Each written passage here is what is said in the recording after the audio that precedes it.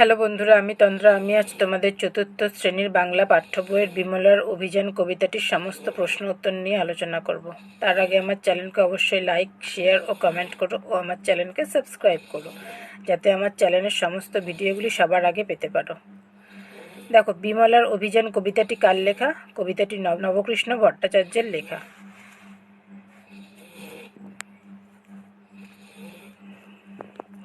একের দাগে কি আছে দেখো, নিজে ভেবে লেখো। একের দাগে কি আছে দেখো, তোমার বাড়িতে বাবা, মা, দাদা, ভাই, দিদি, বোন কে বেশি কাজ করে? তারা কি কি কাজ করে? উত্তর কী হবে দেখো, আমার বাড়িতে সবথেকে বেশি কাজ আমার মা ও বাবা করে।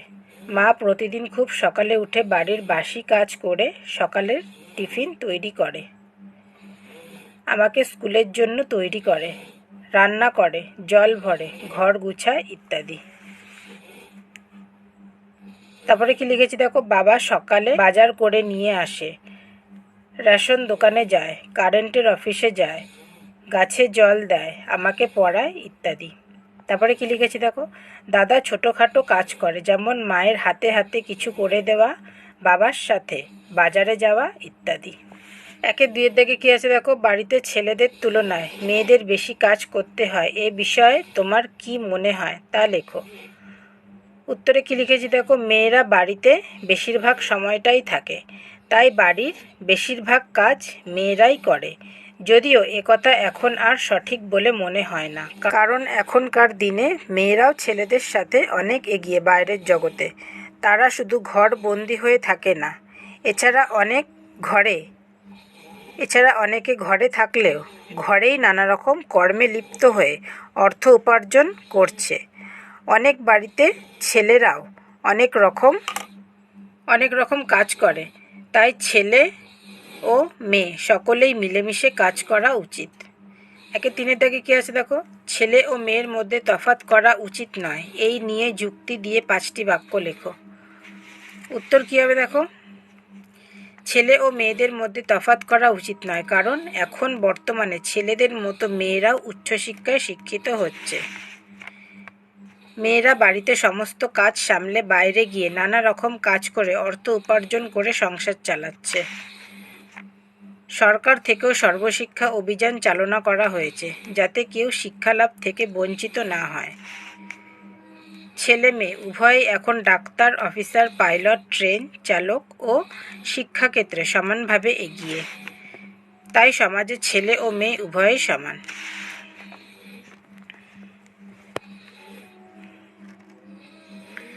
দুইয়ের দাগে কী আছে দেখো, শব্দ যুগলের অর্থ পার্থক্য লেখো। উত্তর কী হবে দেখো, ভারের কী হবে ওজন, আর একটা ভার দিয়ে কী হবে দেখো, মাটির পাত্র। প্রথমে কী আছে, বাঁচা দিয়ে কী হবে, বেঁচে থাকা বা জীবিত থাকা, দুটোর মধ্যে যে কোনো একটা লিখতে পারো। আর একটা কী আছে, বাছা দিয়ে কী হবে, নির্বাচন করা। তারপরে কী আছে দেখো, সোনা দিয়ে কী হবে, স্বর্ণ। আর একটা হবে সোনা, সেটা দিয়ে কী হবে, কানে শোনা বা শ্রবণ করা, দুটোর মধ্যে যে কোনো একটা লিখবে। কিন্তু অবশ্যই মনে রাখতে হবে যে স্পেলিংগুলো কিন্তু দেখবে, যেমন এখানে প্রথমে আছে ভয়ের সাথে র, কিন্তু এখানে ভয়ের সাথে ডয়শূন্য র, এখানে চ, এখানে ছ, এখানে দন্তেশ্ব, এখানে তালবেশ্য। বানান দেখে তারপরে কিন্তু মিনিং লিখবে, এক বানানের জায়গায় অন্য মিনিং লিখলেই কিন্তু সেটা ভুল। তিনের দাগে কী আছে দেখো, নিচের প্রতিটি শব্দের 2টি করে অর্থ লেখো, অর্থাৎ 2টো করে মানে লিখতে বলেছে। প্রথমে কী দিয়েছে দেখো, বেলা দিয়ে কী লিখেছি, সময়, দিবাভাগ।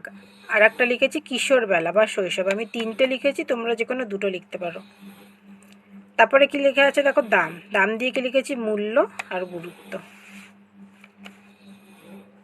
4এর দাগে কী আছে দেখো, পাঠ্য কবিতাটি থেকে অন্তমিল খুঁজে নিয়ে লেখো 5টি, মানে যার শেষের দিকে যে বর্ণটা আছে সেটা যেন একই রকম হয়, আর উচ্চারণটাও যেন একই রকম হয়। যেমন দেখো, নুন একটা করে দেওয়া হয়েছে, নুনের দিয়েছে চুন। এরকম তোমাকে আরও 5টা লিখতে হবে। যেমন করোর কি লিখেছি, মরো।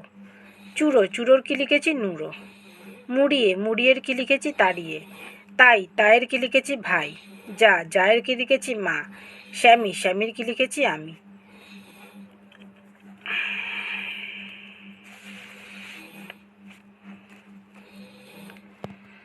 পাঁচের দাগে কি লিখে আছে দেখো, ক স্তম্ভের সাথে খ স্তম্ভ মিলিয়ে লেখো। ক স্তম্ভে কী লিখে আছে দেখো, প্রথমে নুন, নুনের অর্থ কী হবে লবণ। তারপরে কী আছে দুরন্ত, দুরন্তের অর্থ কী হবে দুষ্টু। তারপরে কী আছে ছাই, ছাইয়ের অর্থ কী হবে ভস্য। তারপরে কী আছে ফরমাস, ফরমাসের অর্থ কী হবে আদেশ। তারপরে কী আছে চূড়ো, চূড়োর অর্থ কী হবে শিখর। ছয়ের দাগে কী আছে দেখো, শব্দঝুড়ি থেকে নিয়ে বিশেষ্য ও বিশেষণ আলাদা করে লেখো। দেখো তোমাদেরকে বইয়ের মধ্যে শব্দজুড়ি দিয়ে দিয়েছে, সেখান থেকে বেছে বেছে যেগুলো বিশেষ্য বিশেষ্যের ঘরে, যেগুলো বিশেষণ বিশেষণের ঘরে লিখবে। বিশেষ্যের ঘরে কি লিখেছি দেখো, ক্ষীর, ছাই, বিমলা, নুন, পান, গাছ, খোকা, নোটে। আর বিশেষণের ঘরে কি লিখেছি দেখো, বেশি, দুরন্ত, ঝাল, ছোট, কম। সাতের দাগে কী আছে দেখো, ক্রিয়ার নিচে দাগ দাও। সাতের একের দাগে কী আছে দেখো, খাবো না তো আমি, এখানে ক্রিয়া কোনটা খাবো।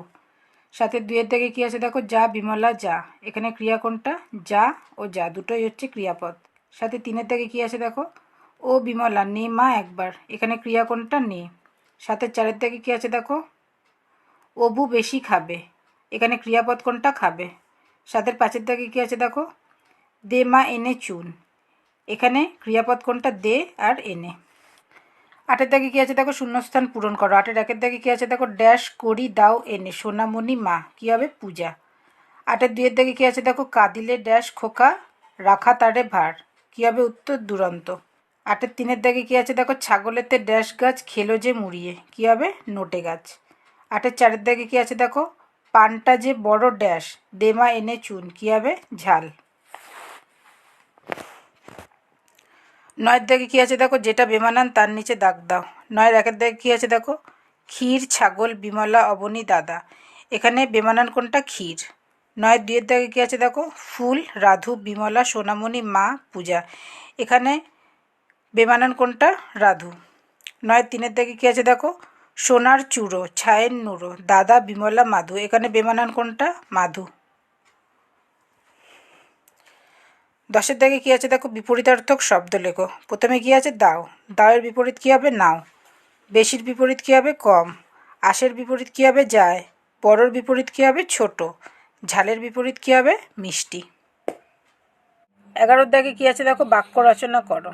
কী কী দিয়ে বাক্য রচনা করতে দিয়েছে, ক্ষীর, দুরন্ত, ছাই, নোটে গাছ, চুল। ক্ষীর দিয়ে কী হবে দেখো, ক্ষীর খুবই সুস্বাদু খাবার। দুরন্ত দিয়ে কী হবে দেখো, অবনীর ছোট ভাই খুবই দুরন্ত। ছাই দিয়ে কী হবে দেখো, ছাই দিয়ে বাসন মাজলে খুবই পরিষ্কার হয়। নোটে গাছ, নোটে গাছ দিয়ে কী হবে দেখো, আমার কথাটি ফুরলো, নোটে গাছটি মুড়লো।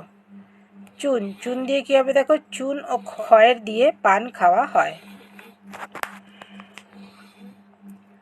12 দাগে কী আছে দেখো, শব্দগুলো ঠিক মতো সাজিয়ে বাক্য তৈরি করো।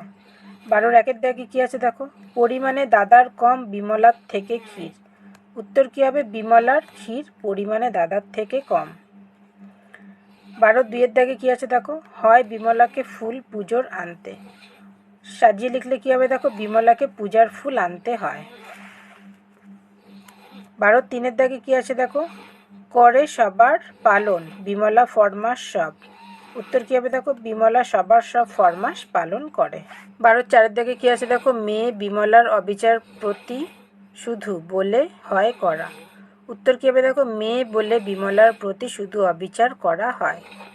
12 পাঁচের দাগে কী আছে দেখো, নয় করা ছেলে মেয়েরা বৈষম্য মধ্যে উচিত, উত্তর কী হবে দেখো, ছেলে মেয়ের মধ্যে বৈষম্য করা উচিত নয়। 13 দাগে কী আছে দেখো, কোনটি কোন ধরনের বাক্য লেখো। 13 একের দাগে কী আছে দেখো, খাবো না তো আমি, উত্তর কী হবে, এটা না সূচক বাক্য বা ননর্থক বাক্য, যেহেতু না আছে তাই এটা না সূচক বাক্য হবে। 13 দুইয়ের দাগে কী আছে দেখো, যা বিমলা যা, এটা কী হবে আদেশবাচক বাক্য, যেহেতু বিমলাকে আদেশ করা হচ্ছে।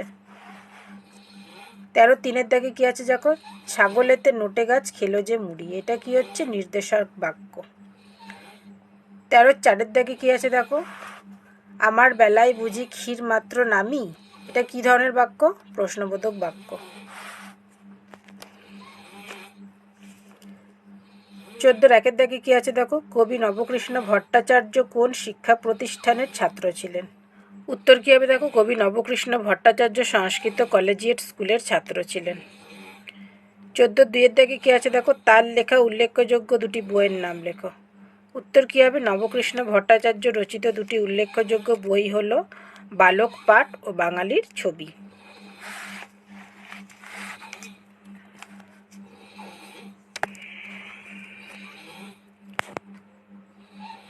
14-3 দাগে কী আছে দেখো, তিনি কোন কোন পত্র পত্রিকা সম্পাদনার কাজে যুক্ত ছিলেন। উত্তর কী হবে দেখো, কবি নবকৃষ্ণ ভট্টাচার্য সখা ও মাসিক বসুমতী পত্রিকার সম্পাদনার কাজে যুক্ত ছিলেন। 15 দাগে কী আছে দেখো, নিচের প্রশ্নগুলির উত্তর নিজের ভাষায় লেখো। 15-1 দাগে কী আছে দেখো, বিমলাকে সারাদিন কোন কোন কাজ করতে হয়। উত্তর কী হবে, নবকৃষ্ণ ভট্টাচার্যের লেখা বিমলার অভিযান কবিতায় বিমলাকে সারাদিন ফুল তুলে আনা পূজার জন্য, দুরন্ত খোকা কাঁদলে তাকে সামলে রাখা, ছাগল যদি নোটে গাছ মুড়িয়ে খায় তবে তাকে তাড়িয়ে দিয়ে আসা, দাদা খেতে বসলে পাতে নুন দেওয়া, পান খাওয়ার জন্য চুন এনে দেওয়া, অর্থাৎ যার যত ফরমাস সব বিমলা পূরণ করে।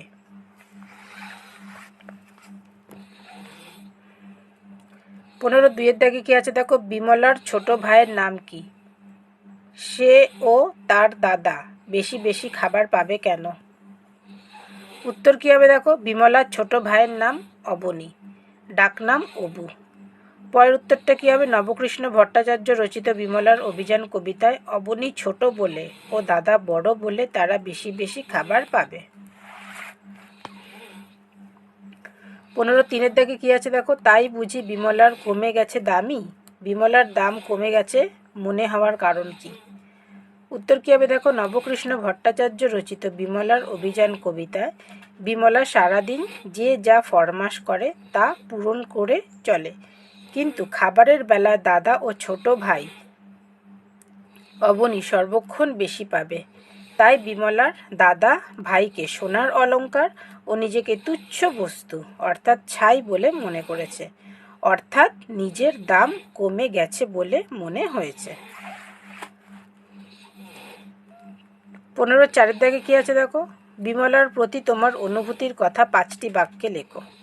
উত্তর কী হবে দেখো, নবকৃষ্ণ ভট্টাচার্য রচিত বিমলার অভিযান কবিতায় বোঝা যায় যে 1 নম্বরে কী লিখেছি, বিমলা খুব ভালো একটি মেয়ে। 2 কী লিখেছি, বিমলা সারাদিন পরিবারের সকলের ফরমাইশ খাটে, কারণ যে কোনো কাজের বেলায় তাকেই সবাই ডাকে। 3 কী লিখেছি দেখো, কোনো ভালো খাবার হলে বিমলা তার দাদা ও ভাইয়ের তুলনায় পায় অনেক কম।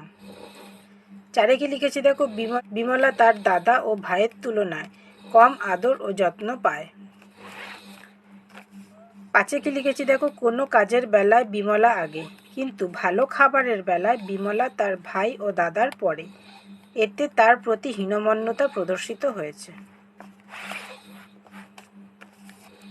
কি আছে দেখো, খেতে না চেয়ে তুমি বা তোমার বন্ধুরা কখনো প্রতিবাদ জানিয়েছ বা জানানোর চেষ্টা করেছ, যদি এমন কোনো ঘটনা ঘটে থাকে সেই সম্বন্ধে লেখো।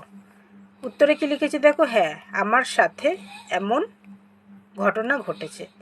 একদিন আমার মা আমাকে লুকিয়ে ফ্রিজ থেকে আইসক্রিম খাওয়ার জন্য খুব বকেছিল, তাই সেদিন আমি মায়ের ওপর অভিমান করে ভাত খাইনি। 15-6 দাগে কী আছে দেখো, বিমলার অভিমান করার কারণ কি তা নিজের ভাষায় 8-10টি বাক্যে লেখো। উত্তরে কি লিখেছি দেখো, নবকৃষ্ণ ভট্টাচার্য রচিত বিমলার অভিযান কবিতায় বিমলা একটি ছোট্ট মেয়ে, কিন্তু সারাদিন সে শুধু সকলের ফরমাইশ খাটে, সকলে যা বলে সে চুপ করে তা করে যায়, কিন্তু ভালো খাবারের বেলায় সে পাবে কম ভাই ও দাদার থেকে, যা তার মনে খুবই দুঃখ দেয়। কারণ ভাই ছোট, সে বেশি পেল, কিন্তু বিমলাও তো দাদার থেকে ছোট, তবে তাকে তো দাদার থেকে বেশি দেওয়া হয় না। বিমলারও ক্ষীর বেশি খাওয়ার ইচ্ছে ছিল, ক্ষীর খুবই সুস্বাদু, তাই তার চাওয়াটা উচিত, কিন্তু ভাই ও দাদার তুলনায় ক্ষীর নামমাত্র পাওয়ার ফলে বিমলা অভিমান করেছে। ভিডিওটি ভালো লাগলে অবশ্যই আমার চ্যানেলকে লাইক, কমেন্ট ও শেয়ার করো ও আমার চ্যানেলকে সাবস্ক্রাইব করো। Thank you.